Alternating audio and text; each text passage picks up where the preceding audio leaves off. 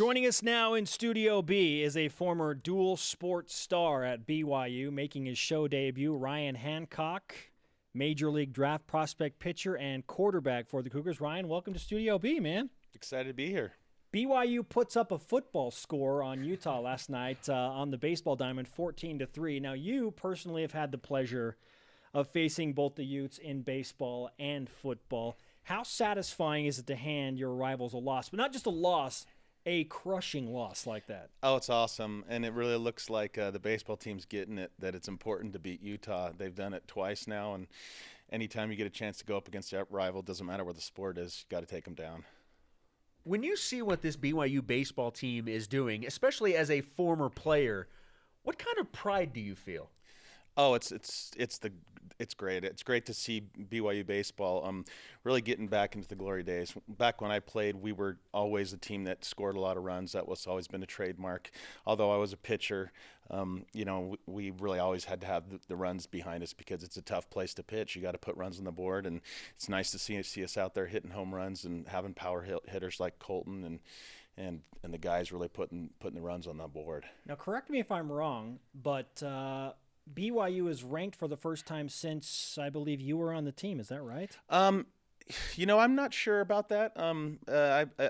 I remember bouncing in and out of the rankings during my time there, but we were almost every year in the regionals. Of course, the 3 years I was there, we had 40 wins several of those years, which is commonly the benchmark to get into the regionals. But we didn't go the years I was there. But I know the year after I was there in '94, I believe, was the last time, or was a year that we had been in the regionals as well. So Ryan Hancock with us on BYU Sports Nation. Now, you're in the BYU baseball record books. You are the program's career saves leader. First of all, I want to know if you know the number.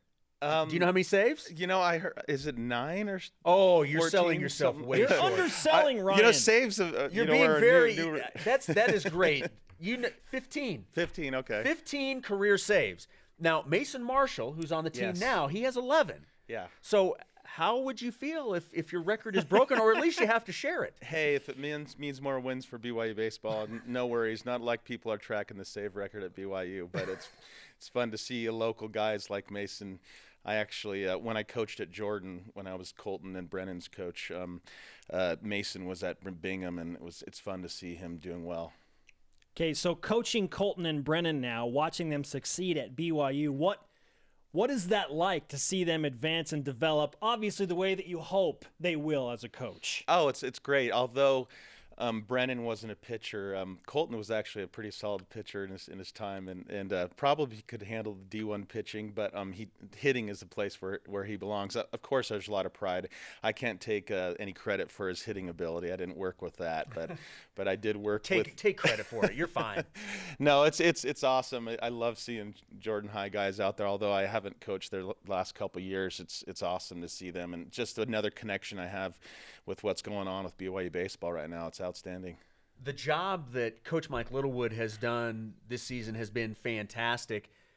Why do you think he's had so much success as BYU's head coach, especially right now? You know what? I've been an advocate of Mike's from day one. Back when the job came open, when Pullins left, I really pushed. I talked to some of the people in administration here. I was really hoping to get Mike back then, and it took a little while to get him in there, and that's fine. But what he's done here has been no surprise. He just I actually played a year for him at the end of my professional career, and I saw what kind of coach he was. He just really knows how to build a team atmosphere and to get a team to play for him and to play hard, which is most important, of course. And he's just done an outstanding job with the team. Totally expected, though. I knew he would do it, and I knew the team would turn the corner like they are right now as well. So it's awesome to see it happening, and it's amazing to see the whole shift in how much excitement there is around the team. It's not surprising to me though, because they have a great facility there. It's a fun place to be. You get these beautiful spring days. I think we're going to see BYU baseball really become a popular thing on campus. How fast could you throw at your prime? I actually probably threw some of my hardest pitches in my college days because I had that knee injury at the end of my college career. I believe I had a game up at the Kingdom playing against Notre Dame in a tournament that I got clocked at in the high 90s, like 96 or 97. Okay. So that was usually my hardest, but I was more of a low 90s guy. Oh, well, step it up, Just man. low Just 90s. low 90s. There's some studs out there right now on the team blowing that kind of smoke, so it's fun to see Mike that. Rucker is one of Yes. those. He's tied for the NCAA lead in terms of wins. He's 7-0. You evaluate pitching. What kind of major league prospect is Mike Rucker? Mike's outstanding. I've only been able to catch a few of his games, but I've been very, intrigued by what he does. He kind of came out of nowhere. I didn't know anything about him, and transferred, I guess, from Gonzaga. From Gonzaga, and he's a nice, calm pitcher. He keeps everything in control, and that's one thing I look at is mental makeup. That's so important. He doesn't lose control. He stays control of the situation. He keeps the ball around the zone. He touches the corners. He knows how to pitch, and almost most importantly, he's putting numbers on the radar gun. Which, I mean, when you can average over 90, you're going to get attention. And he's doing that.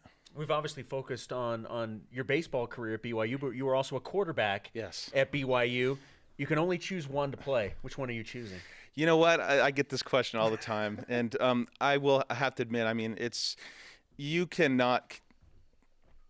make the comparison in baseball as to walking out in Cougar Stadium as the starting quarterback. Sure. You can't. I mean, 65,000 people. I mean, I probably played in front of maybe 40 plus in baseball.